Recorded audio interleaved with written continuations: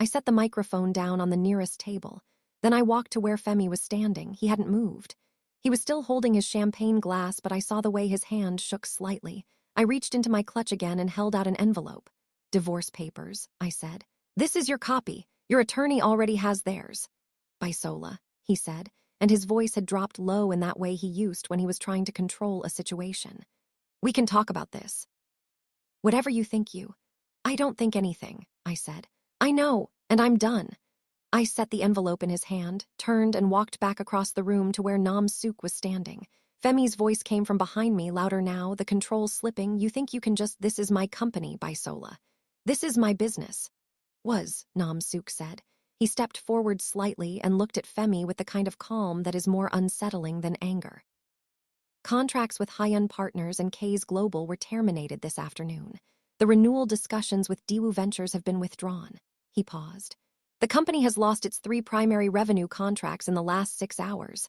What remains, the shares, now belong to your wife under the terms she just described."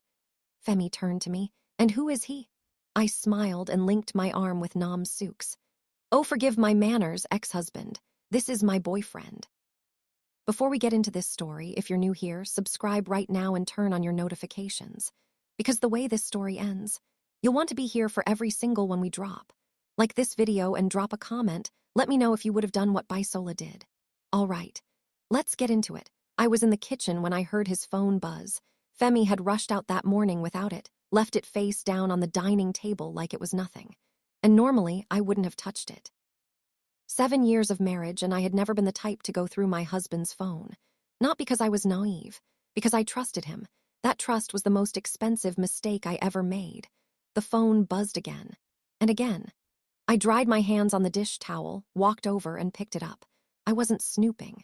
I genuinely thought it was something work-related, something urgent that needed to be forwarded to him. The screen lit up with a message preview before I could even unlock it. It was from a contact saved as G-Baby. "Babe, she still doesn't know anything, right? Because I've been sick all morning and I think it might be morning sickness. Please call me." I stood there, just stood there. The kitchen was completely quiet except for the sound of the gas burner still going under the pot of stew I was making. My hand went cold around that phone. I read the message again, and again. Like if I read it enough times, the words would rearrange themselves into something that made sense. "G-Baby." I unlocked his phone. I knew his password. He'd never changed it from the day we got married. His mother's birthday, the thread opened and I scrolled up. I wish I hadn't. Months and months of messages, voice notes I could see but couldn't bring myself to play, photos I scrolled past because my eyes refused to process what they were seeing. Femi calling this woman baby, mine, the one who actually understands him. And then I saw her name, not a fake name, not a nickname. Her government name typed out in full in one of the earlier messages where they were still being careful. Gift, my sister. My younger sister, Gift, who I had brought to Seoul with my own 2 hands, who I had paid school fees for, who had been sleeping in the guest room of my house for the past 4 months while she finished her online degree program, who I cooked for, prayed for, defended when our mother was hard on her, my sister. I put the phone back down on that table face down, exactly the way Femi had left it. I turned back to the kitchen and I turned off the gas under the stew. I sat down on the kitchen floor, not because my legs gave out, but because I needed to be somewhere low. Somewhere that couldn't fall any further. And I cried, not the loud kind. The quiet, violent kind where your whole body shakes and nothing comes out of your mouth. The kind where you're grieving something you didn't even know had already died. When I was done, I stood up. I washed my face. I reheated the stew. And when Femi came back for his phone 2 hours later, I handed it to him with a smile and told him his food was on the counter. He didn't even look at me long enough to notice my eyes. That was the moment I decided I wasn't going to confront either of them. Not yet, because a confrontation would give them warning. And people who do what they did don't deserve warning. They deserve consequences. The next few weeks were the hardest thing I've ever had to do in my life. Watching Gift sit across from me at breakfast, asking me to pass the salt, laughing at her phone, pretending to be my little sister. Watching Femi come home some nights smelling like he'd freshened up somewhere before walking through our front door. Watching them exchange one glance, just one glance across the dinner table when they thought I wasn't looking. I saw everything. And I said nothing. What kept me going was writing things down. Every night after Femi fell asleep, I'd sit in the bathroom with my journal and write. Dates, times, things I'd noticed, things that had started making sense now that I knew. I wrote about the business trips that were one day longer than necessary. The Times gift conveniently needed a ride somewhere when Femi offered before I could even speak. The way she would come home sometimes and go straight to the shower. I documented everything. And then came the pregnancy announcement. Gift came to me one evening while Femi was out. She sat down across from me in the living room, and she had this look on her face that I can only describe as fake guilt. The kind people wear when they want credit for feeling bad while still doing the bad thing. She said she had something to tell me. I put down my book. I looked at her. And I waited. She told me she was pregnant. She didn't say who the father was. She said she'd made a mistake with someone she shouldn't have been involved with and that she needed my support. She cried. Real tears, I'll give her that. She held my hand and cried and asked me not to be angry with her. I rubbed her back. I told her we'd figure it out together. And inside, I felt something harden in me like concrete setting. Because she sat there in my house, in my living room, on my furniture, and cried to me about a pregnancy that was most likely my husband's child, and she still didn't say his name. She still didn't tell me the truth. She just wanted my sympathy and my support while continuing to stab me in the back. I gave her both. Calmly. Warmly. Like the good big sister I had always been. And then I went back to planning. I need to tell you about Martins. Martins was a Nigerian man I'd met twice at community gatherings here in Seoul. We weren't close, more like friendly acquaintances. But I knew he was a business consultant, smart, discreet, and he had connections in the Korean corporate world that I needed access to. I reached out to him quietly, and we met at a small cafe in Mapogu on a Thursday afternoon. I was careful about what I told him. I said I needed help understanding the legal structure of the company Femi, and I had built together, specifically the joint ownership clauses and what rights I had as a co-founder if our marriage were to dissolve. I told him there was a cheating clause buried in our original legal arrangements, something my lawyer had insisted on years ago that Femi had signed without reading carefully enough. Martins looked at me over his coffee cup and said, "Are you okay?" I told him I was focused. He respected that. He connected me to a Korean business attorney who was experienced in international spousal asset disputes. I started having quiet consultations on my lunch breaks. What I found out was that the cheating clause wasn't just symbolic. If I could prove marital infidelity, Femi's shares in our company, the properties registered under both our names, and 2 of his personal assets would legally transfer to me. I just needed proof. The phone screenshots I had were a start. But I also knew Gift well enough to know she would lie if confronted. She would say those messages were old, or exaggerated, or taken out of context. I needed something that couldn't be argued away. That's why I went to the hospital. I told Femi I was going shopping. I dressed nicely, carried a regular bag, and took the subway 3 stops down to the hospital where I knew Gift had been having her prenatal appointments. She'd mentioned the name of the hospital once. Casually, the way people mention things when they're not thinking about what they're revealing. I had done my research beforehand. It took money, a significant amount of money. But I found a doctor there who, after some very private and very persuasive conversation, agreed to share specific patient information with me regarding a particular patient's prenatal records. I'm not proud of how I got that information. But I needed to know if that pregnancy was real or if it was another manipulation. I was sitting in the consultation room when the doctor came in and slid a folder across the desk toward me. The pregnancy was false. Gift was not pregnant.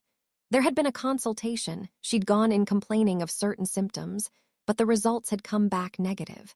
She was not carrying a child. She had lied to my face. She had sat in my living room and cried fake tears about a fake pregnancy that was meant to do what? Secure Femi's loyalty. Make herself seem more pitiful. Make it harder for me to be angry. I sat in that chair for a full minute before I could move. I picked up the folder, put it in my bag, thanked the doctor, and walked out of that consultation room into the corridor. And that's when I saw her, Gift, walking down the hallway toward me, head down, looking at her phone. My body reacted before my brain did. I turned immediately and pushed the first door I saw. It wasn't marked. I slipped inside and pressed myself against the wall, breathing quietly, listening to the sound of her footsteps pass in the corridor. When the sound faded, I finally breathed.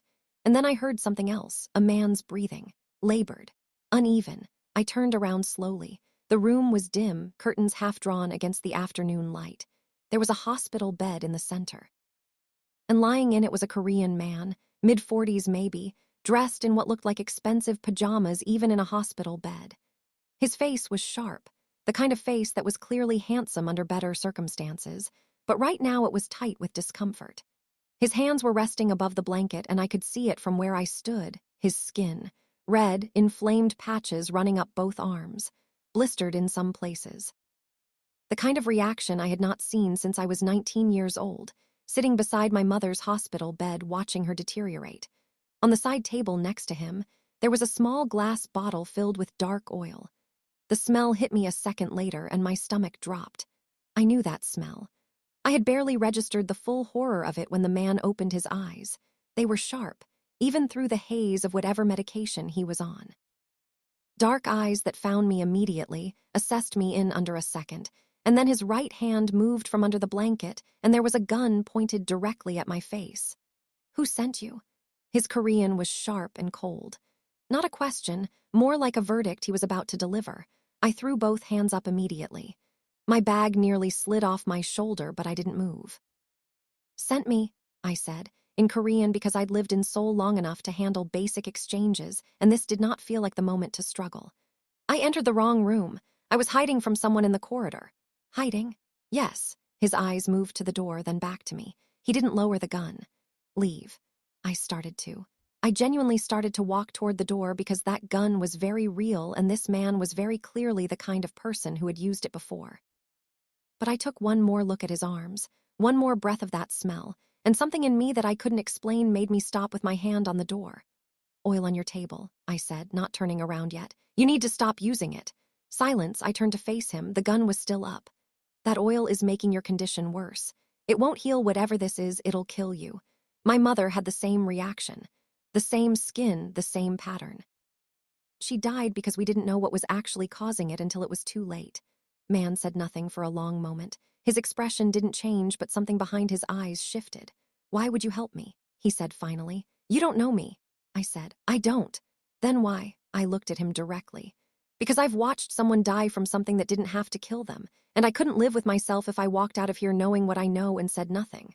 Another long silence. "If you're telling the truth," he said slowly, "what is the cure? I can make it myself. After my mother passed, I did research, years of it. I developed a herbal mix. It worked on 3 other people with similar reactions. I can bring it to you." He stared at me with the kind of focus that made it very clear this was a man who trusted nobody. "Bring it," he said finally.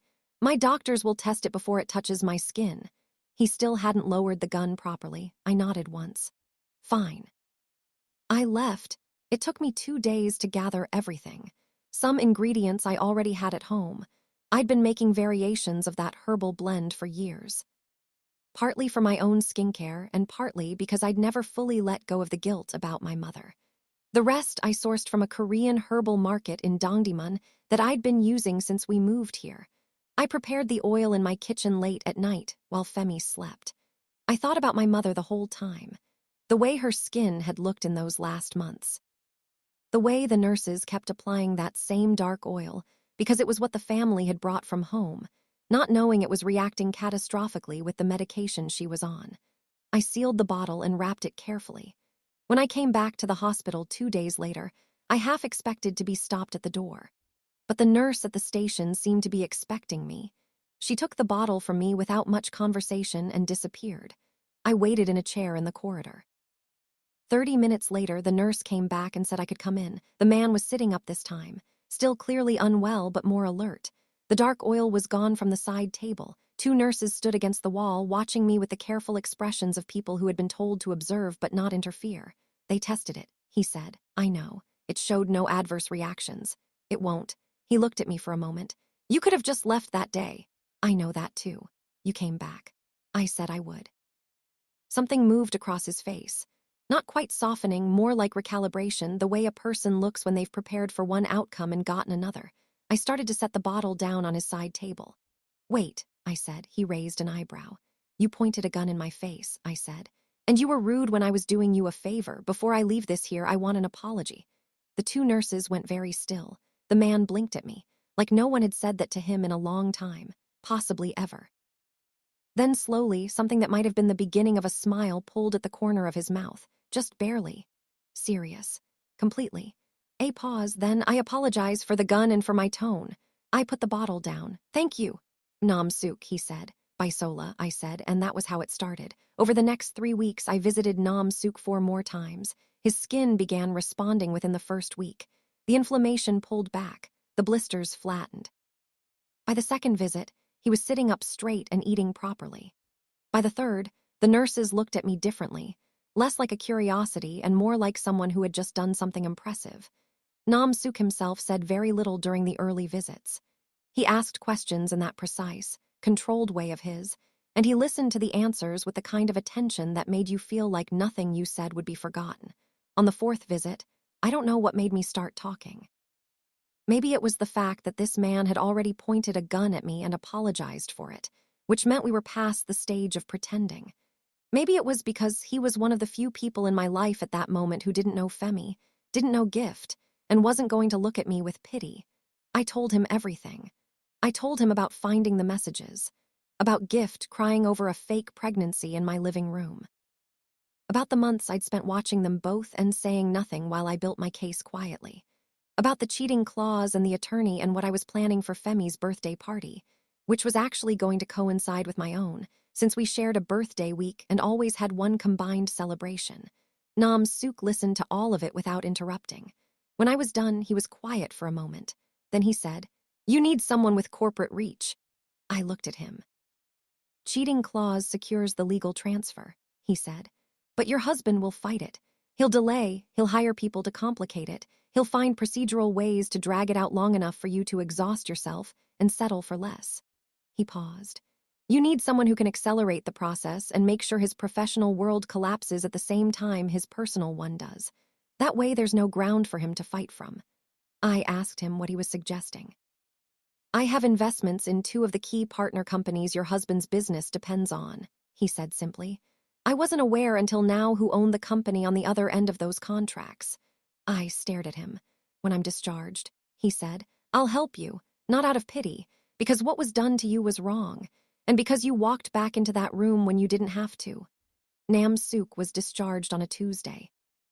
I know because he sent me a message that morning, short, direct, exactly the way he communicated everything. It said, "Discharged today. Send me your attorney's contact. Let's begin." I sat with my phone in my hand and felt, for the first time in months, like the ground under my feet was solid again. We moved fast after that. Nam Suk's attorney connected with mine, and they worked through the legal documentation together. The cheating clause in our original agreement was airtight. My lawyer had drafted it years ago almost as a formality, and Femi had signed it the same way he signed most things I put in front of him. Quickly, confidently, without reading carefully. That was always his problem. He trusted his own charm so much that he never thought he needed to pay attention to the details. The details were about to take everything from him. What Nam Suk brought to the table went beyond the legal. He held significant investment stakes in 2 of the 3 major partner companies that Femi's business relied on for its primary contracts. Not majority stakes, but enough. Enough to have a conversation with the right people.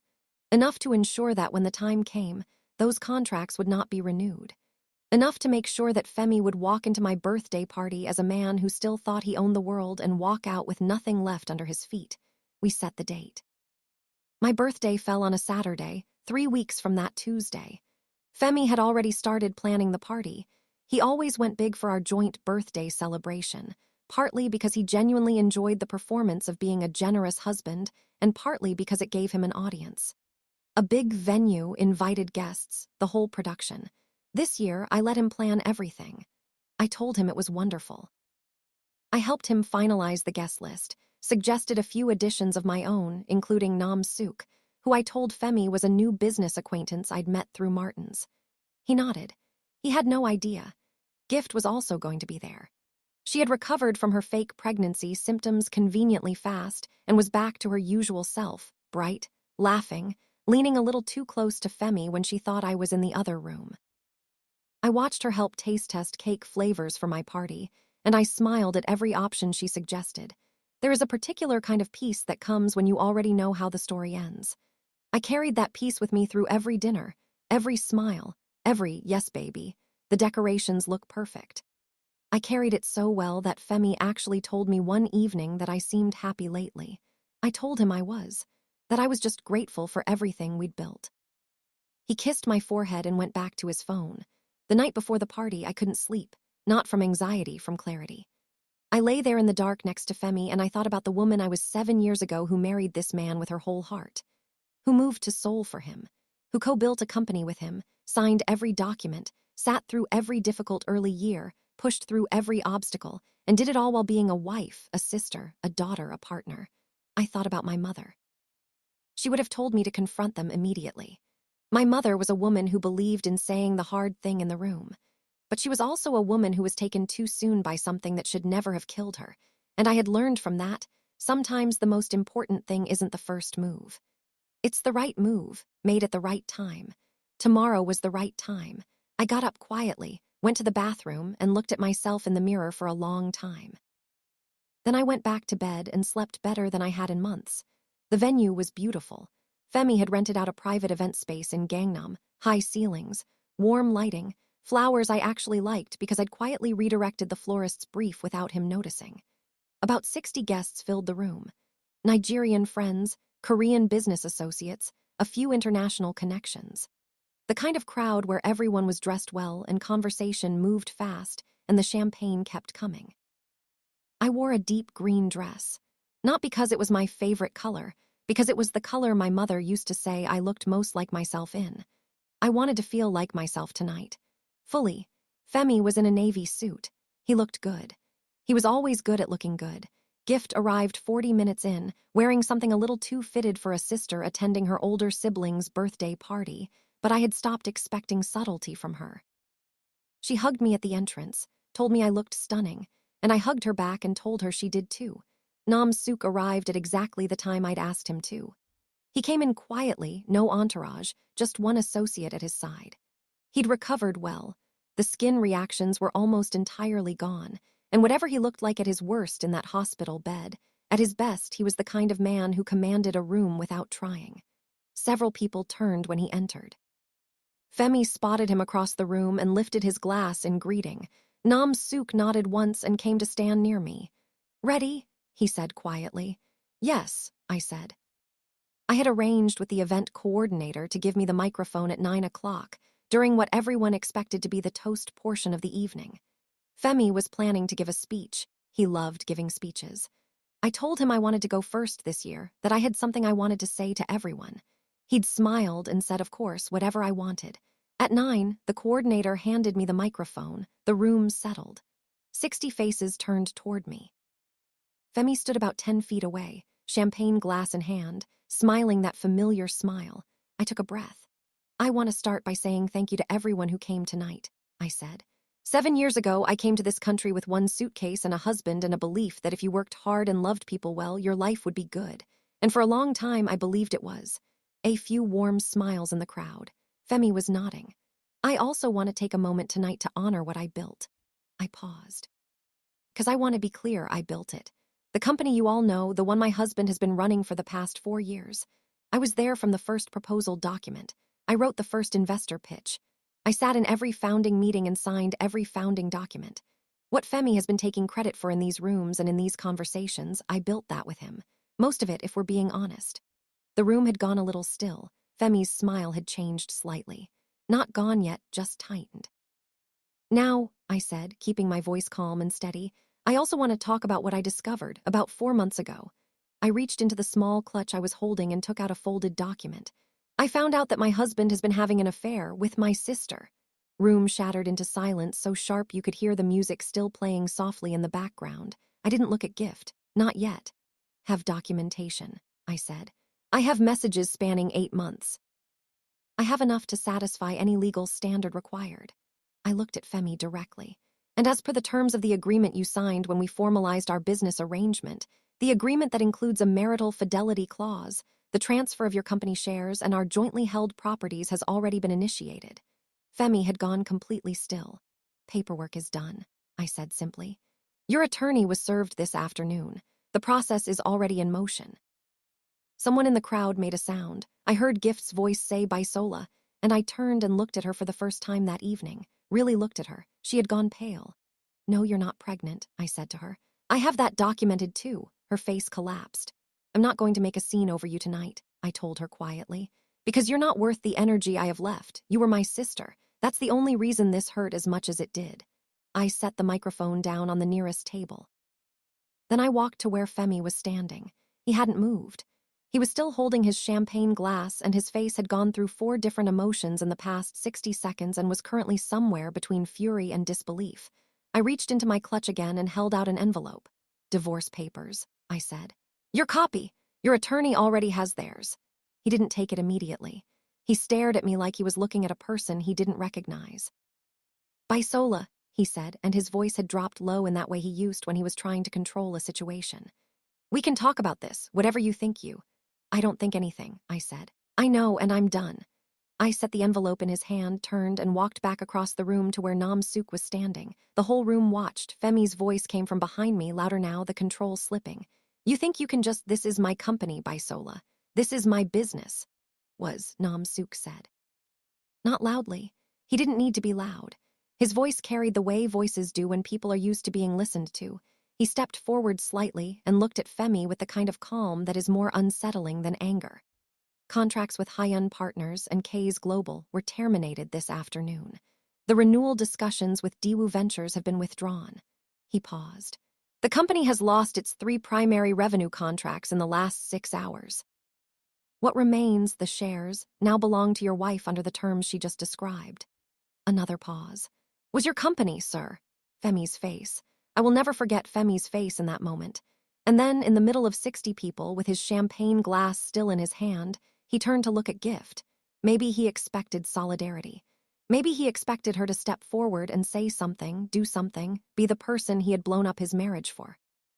Gift looked at him, looked at me, looked at the room, and picked up her bag. She walked out, just like that. Without a word. Femi stood alone in the middle of my birthday party with an envelope of divorce papers in his hand and nothing else. The weeks that followed were not easy. I want to be honest about that. Even when you've planned something for months, even when you know you made the right decision, there are still mornings where you wake up and the bed feels too large and the apartment feels like it belongs to someone else's life. There are still moments in the evening when your hand moves to call someone, and then you remember who that someone was and what they did. I won't pretend it was clean. Grief doesn't care how right you were. Femi tried to fight the legal transfer. Of course he did. He hired 2 attorneys and filed for a review of the cheating clause on the grounds that it had been signed under conditions that he claimed were coercive. His attorneys were good. But mine were better, and Nam Suk's attorney had been doing this kind of corporate matrimonial work for 15 years and had seen every delay tactic available. Every challenge Femi raised was met. Every procedural move was countered. 6 weeks after my birthday party, the transfer was complete and confirmed. The company shares were mine. The 2 properties registered under both our names were restructured into my sole ownership. Femi retained what was personally his before we married, which was significantly less than what he'd had the morning he walked into that party. The company's board, which had been watching the whole situation carefully, called an emergency meeting. I was asked to step in as interim CEO while the situation stabilized. The vote to make it permanent came 3 weeks later. I remember sitting in that boardroom and hearing the final tally and thinking about the woman who wrote the first investor pitch document on a laptop in a 1-bedroom apartment in a city she barely knew yet. I thought about her, and I wanted to reach back through time and tell her it counts. Every late night counts. Every document you signed counts. Every meeting you sat through and every idea you pushed for it counts, and one day it will have your name on it properly. I became CEO of the company I helped build, and the first thing I did was change the name. Femi came to my office about a month after that. He didn't call ahead. He just showed up, which was bold or desperate depending on how you looked at it. My assistant came in to tell me he was waiting, and I sat with that information for about 30 seconds before I said to send him in. He looked different. Smaller somehow, though nothing about him had physically changed. He sat down across from my desk in my office, and he started talking. He said he was sorry. He said he'd made the worst mistake of his life. He said he'd been stupid and selfish and that he had never stopped loving me, that what happened with Gift was something he couldn't explain and didn't expect, that it meant nothing. I let him finish. Then I looked at him and said, I know you believe what you're saying right now. I think you probably do feel sorry. But sorry doesn't reach what you broke. You didn't just cheat on me, Femi. You did it with my sister in my home for 8 months, while I cooked your food and managed your business and trusted you with my whole life. I paused. There is no version of sorry that fixes that. He leaned forward. Bisola, I don't hate you, I said. I want to be clear about that. Hating you would mean I'm still tied to this. I'm not. I just don't have anything left for you. No anger, no love, no hope that this conversation goes somewhere. There's nothing here. He sat with that for a moment. What about us? He said quietly. Everything we built. I kept what I built, I said simply. You should go. He didn't move immediately. He sat there with the expression of a man who had genuinely believed, somewhere in the back of his mind, that he could walk back into this room and find a door still open. There was no door. There was no room. I had rebuilt this space entirely, and there was nowhere in it for him to stand. He stood up eventually, straightened his jacket. And then the door opened before he even reached it, and Nam Suk walked in because we had planned this too. Because I had learned that where Femi was concerned, you didn't leave exits unguarded. Nam Suk looked at him once. Had your conversation, he said. It wasn't a question. Femi looked between us. Come here again, Nam Suk said. Not threatening, just final. The kind of final that comes from a person who has already decided and simply hasn't bothered to be dramatic about it. To this office.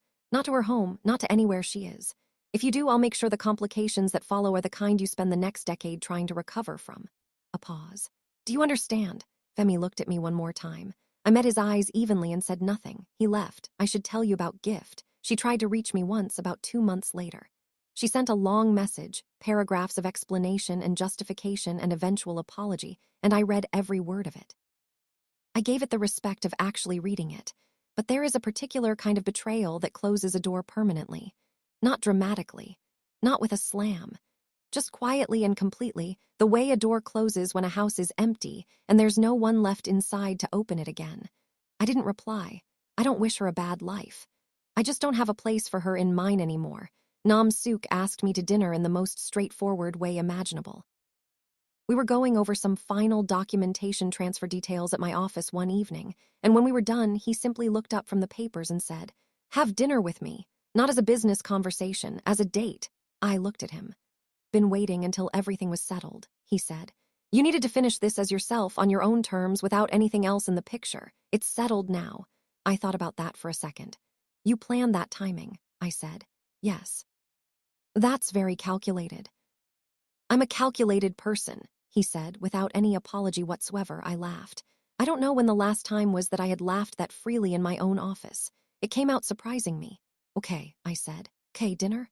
Okay, dinner. That was 14 months ago. We got married on a Saturday in April, back in Nigeria in the city where I was born. My mother's people came. My father cried. Friends I hadn't seen in years flew in from different countries. The ceremony was small but full. The kind of full that happens when everyone in the room actually belongs there. I wore white.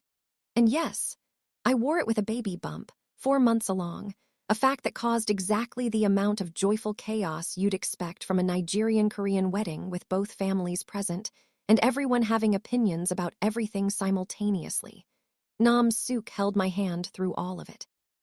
Through the chaos and the joy and the relatives who asked too many questions, and the Korean side of the family who were wonderfully formal until they weren't and then were absolutely not formal at all.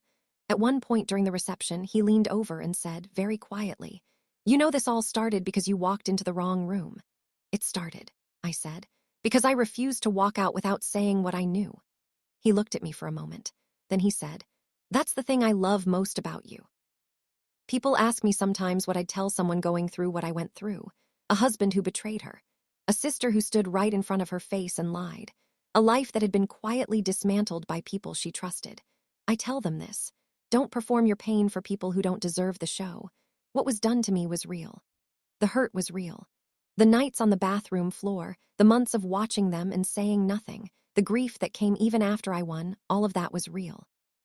But I refused to let my pain be the thing that defined the story. I decided what the story was going to be. I decided how it ended. I moved carefully, I moved with intention, and I did not stop until the ground I was standing on was mine, fully, legally, completely mine. The company has my name on it now. My child will be born into a home that nobody can take from us. And the man sleeping next to me is one who pointed a gun at me the first time we met and still managed to become the safest person I know. Life is strange. But it's mine. That's the end of Bisola's story. If you enjoyed this, and I think it did, subscribe to this channel right now, because we drop new stories every week, and this community is building into something real.